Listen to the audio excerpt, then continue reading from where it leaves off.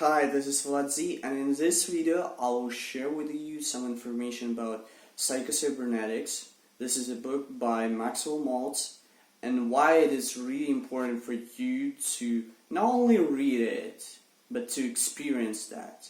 So, what does Psychocybernetics mean? Cybernetics is a study that learns systems and how they work. So, let me give you an example. You have inputs, you have outputs, you have processes, and you have feedback loop. So I will give you an example as soon as I show you the whole concept.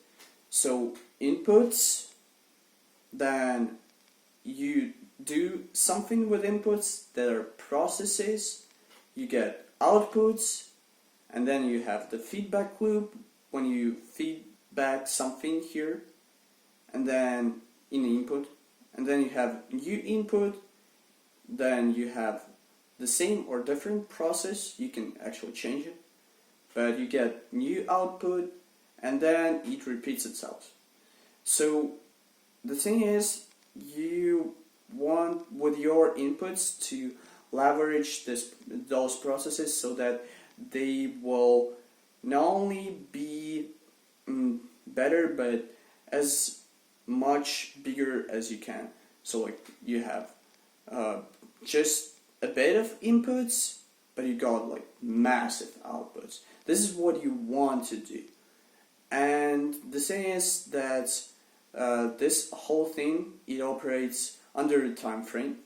This is really important. And another important thing, that it is in some specific environment.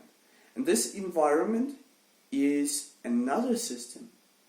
And this whole thing is just an input there. So this is how it works. And I'll give you one example. And this is not only an example. This is an opportunity for you. So if you have $300,000, you can invest them. 300,000 USD. So you invest them. All the processes are covered, so you don't need to worry about them. You just have to fill in the documents, you got to send the money, and then in 1.5 years you'll get 400.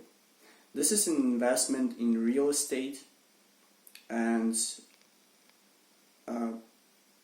well, I don't think that you can repeat that process. But in this example, I will show you how you repeat that. So let's say you have 300, you invested them, and you got 400. So that's pretty good. And you got it on the time frame of 1.5 years. That's pretty good in terms of investments in real estate. But what happens next? Next, you have 400. And if you're smart, you just invest them right away in the inputs. So then you have 400 here. And when you have the same multiplier that is processes, you will get not just 500. So you got like 300 plus 100, that was 400. You will not have 400 plus 100, 500. You'll have more. You'll have 530. Actually, even more than that.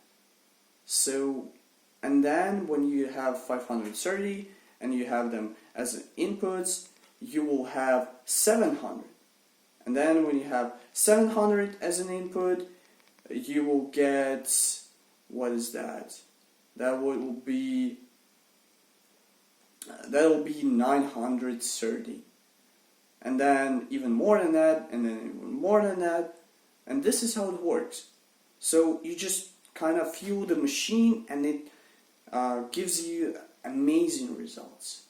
But the thing is, you have to let it work, and you have to just let it do its job.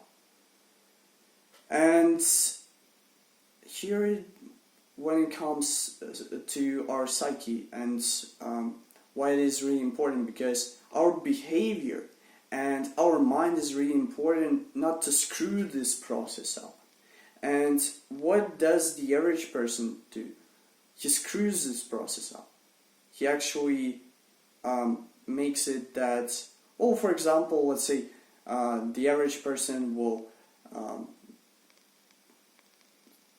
take the money, 300, then he will get 400, and what he will do? He will spend it on the weirdest bullshit.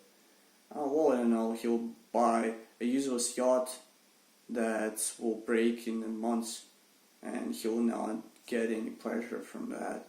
So he will not only not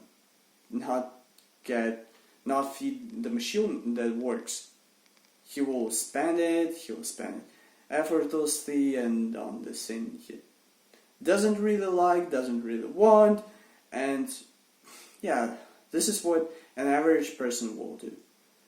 But you're not an average, and I know that.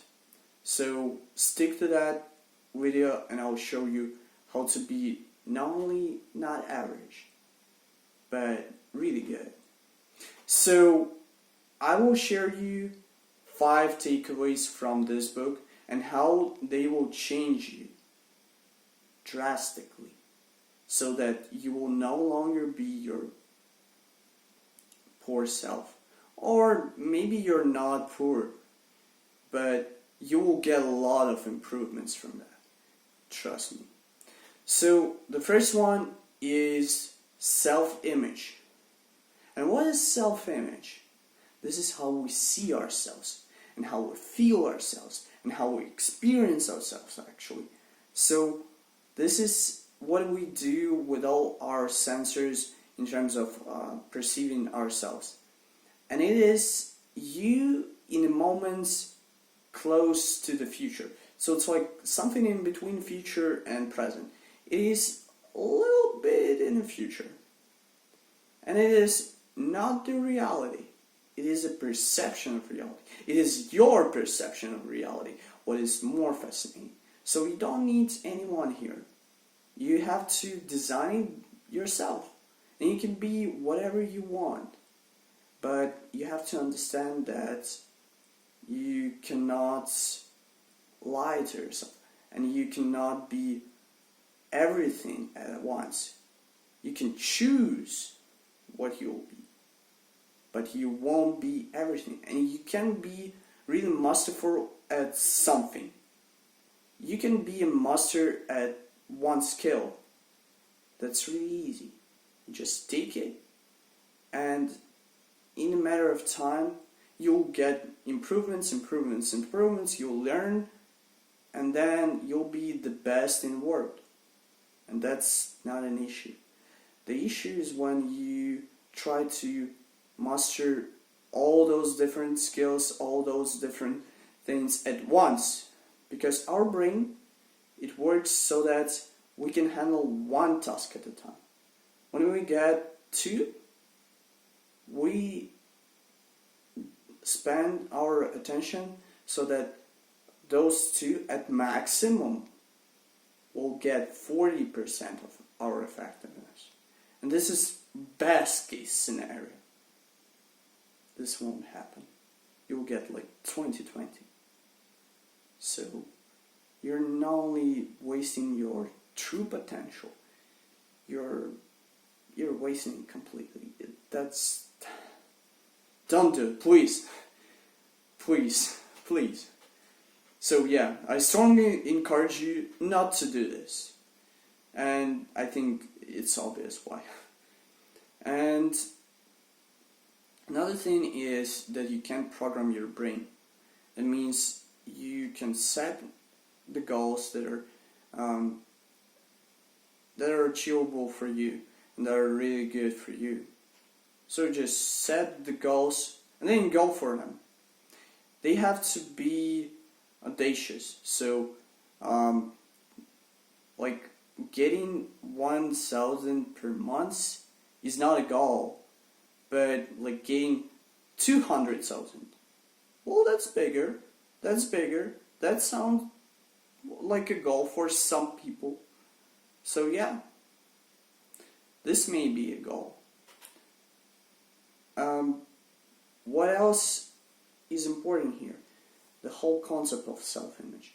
So as you discover it and uncover it, you just see that there is a self-image, and then you have your beliefs, your belief system, and what do you think it's true, and then you have values, those things that you value, those things that you think are precious, and then you have your habits. Habits are things that you do on your daily basis, and when you do them on your daily basis, you just train yourself to do some tasks better than the others. And then from the habits, you derive your thoughts. Then from thoughts, you derive your actions. And your results are derived from the actions. This is everything, how it works. And the thing is, when you have poor foundation, that is self-image, everything is poor underneath. And when you have poor foundation, you have poor belief system, you have poor values, you have really poor habits, you have really poor thoughts, you have awful, like amazingly awful, amazingly awful actions. And with those actions, what do you achieve? Results? Really? No, you'll get nothing. Poor mindset will get you poor results, will lead you nowhere. But a good self-image that is rich and that is really profound will lead you eventually to the best results ever. But how to craft it is a question. This is your question that you have to figure out. This is the first one. And the second thing that I want to share with you in terms of psychocybernetics is that we run a machine. And what do I mean by that? We all have different systems: nervous system, immune system, muscular system, and many others. But the thing is, one governs everything. One system. And it not only governs, it determines you as yourself. And this system, the author of the book called Psycho-Cybernetics. And I'm sorry. And this system works so that whatever you set as a goal, let's say you said like, I'm a failure, then your system hears that and it's like, oh, I need to prove that I'm a failure. So how do you prove that? Well, let's say some illnesses for you, and bad mood for you, and all those crappy stuff for you, and you'll just get it because you wanted it. You wanted it in the first place. And what I want you to do is to remove that and to say, I'm not a loser. I'm a winner. And when you're a winner, you will find a way, no matter what, no matter how many obstacles you will have along the way, no matter how hard it will be, it won't be hard. It will be just, well, some obstacles. That's it. And actually you can train your brain. And you can train your brain so that you will get the results you want. And not only that, what is really fascinating, you can train your brain mentally so good and so profound that it's really better than real experience. So you can vividly imagine, you can feel, you can experience some things, and then you'll just experience them in real life. And actually what happens is everything that we have in our outer space is derived from inner. And if we have here like strong foundations, and we in our inner self, we are so good and so profound, so that when we share it to the world says, oh my God, this is the best person I've ever seen. And when we have real poor foundations, when we have everything so bad, when we feel like losers, when we feel anxious, when we have bad feelings, when we feel sick and tired of being sick and tired, we're miserable. And when somebody sees that misery, and when someone talks to that misery, what will he do? Oh, get away, you stupid jerk. This is what you will receive. And this is fair, because you're a stupid jerk. But there is a good thing here. When you hear this feedback, you just have to understand that something's bad in your inner reality, and you have to change it. And when you change it, everything will change. And everything will change in your outer reality. And people will be like, oh my God, this guy has changed a lot. He's no longer that miserable poor guy. He changed his personality completely. And if you're not miserable, if you're not poor, you have some things in your personality that are not so good. And we all have limiting beliefs. We all have our failures, and you have it too. I know that. But the question is, are you tolerating that? Or are you willing to change? And in order to make a change, you gotta make a change. That's it. That's simple, but it takes an effort. And it takes some time to ingrain new habits, to get new self-image, to make new beliefs, especially creating new self-image, because everything derives from that. Everything.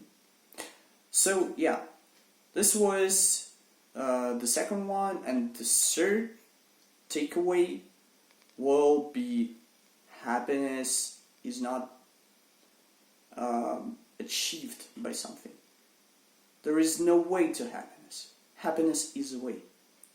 So this is really important, because people think that I'll be happy when. And when you have any of those sentences, just know you're screwed. Because there is no way to happiness. You can be happy or be unhappy. This is just a choice. You can make it anytime, and you can change it every time. And you can develop a habit of happiness. But the thing is, most of the people, they choose to be unhappy. Most of the people, they choose it. And what do they say? They say something like, when I'll be rich, when I will have a spouse, when I will have a girlfriend, when I will have kids, when I. Come on, man. Everything that you said will just amplify what you have before. What you had before. Will just multiply what you had before. And when you were unhappy, you'll become more unhappy. You'll become more will become more unhappy. You will get unhappy wife. You'll get unhappy spouse. You'll get unhappy relationship. You will spoil everything. And when you're happy, and you have something to that happiness, for example, money, for example, relationship, you will just share it, and you will grow it. So it no longer be some happiness. It will be a lot of happiness. So you'll just multiply what you have. It's like inputs. You have happiness as an input, then you can multiply it, and then you have your output that will be more happiness in the best possible scenario. But what actually happens in most of the people's life, they have the happiness or unhappiness, and then they go lower. They say like, oh, I don't need to be happy. I need to be happy when. I won't need to be happy if. Those ifs and whens will never come true. Never. So this was the third takeaway. And if you liked this video so far, just smack the like button. If you have anything that you want to share, just type in the comment section below. I read all the comments and I reply to them personally. So let's dive into the first one. The first one is getting your mind really clear and staying in the relaxed and calm state of mind. Why it is really important? Because all those things, all the baggage, just you know that you carry, it's just a bias that pulls you towards something, and it may be good, but most of the time it's bad. Most of the time it's just like carrying additional stuff. Imagine you like as you are, and when you have some emotional baggage, you just take some, well, let's say 5 kilograms here, well, 5 pounds, then another emotional baggage, 10 pounds, then another one, 15 pounds, then another one, 20 pounds. And after that, you can no longer get out of your bed because you have so many emotional baggage that you're carrying with yourself that you can't even get out of your bed. And this happens with people. And I don't want you to be in this position. This is why I want you to clear your state of mind. If you have anyone who made you feel hurt or feel something, you just have to let it go. If you don't forgive them, if you don't forgive yourself for past failures or for anything, you just have to let it go and forgive, because the past is in the past. Now is your present, and you can craft it, you can build it, you can make your present bright and shiny. And when you have all that dark baggage with you, you're no longer creating fully. Imagine you have your full potential. And when you have this emotional baggage, well, imagine your full potential is like this. And when you take some emotional baggage, you just take away some of that. So, let's say I had this space, and then I took a lot of emotional baggage, so the space is right here. And I can no longer go to the right direction. So I cannot do what I could. I'm limiting myself. This is how limiting beliefs are formed. And this is how you need to find those limiting beliefs. You need to dissect them. You need to eliminate them. And then what will happen is you'll experience a better life. And let me give you an example, scar example, that Maxwell Maltz actually provides in his books, because he was a plastic surgeon. That means he was dealing with the scars, and some people, they were changed a lot after getting their scar removed. because they changed their self-image, and others didn't. Why? Why was the question? Because they didn't change their state. They didn't change their self-image. They just had some small facial improvements or whatever. They didn't experience that fully. And let me give you an example on my body. So if you see this, I'll explain you how it works. So my arm was hit, so I had a lot of blood here, and then you have a similar to the scar process. And why do you need that scar?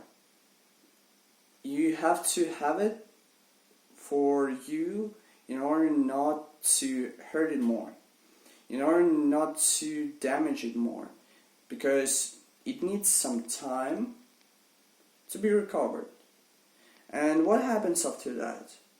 Your scar just fades away and it disappears eventually. And in a matter of days, I will no longer have anything here. And this is what you want to do with your emotional state. If you have any emotional scars, for example, some people told you you're stupid and you think you're stupid, this is a huge emotional scar. And you have to just let it go, because that's just those people, they said that. It doesn't mean that's true. You're different. You're better than that. You can create your image, and then you can create your own personality from that. And this would be a life changer for you. And the last one, the fifth takeaway. The fifth takeaway is, well, you can achieve it only after you're in a calm state, you're relaxed, and you don't carry any of your emotional baggage. And it is called dissecting noise from a signal. And I'll share with you what is noise and what is signal. These are two different things, and the thing is, how do you understand what is noise and what is signal, and why do you use that? So, what is noise and what is signal? You have your goals, because we as a human beings, we are goal-striving machines. We need to have a goals, we need to complete them, we need to go to another goals, to complete them, to go to another goals, to complete, and this is never-ending process.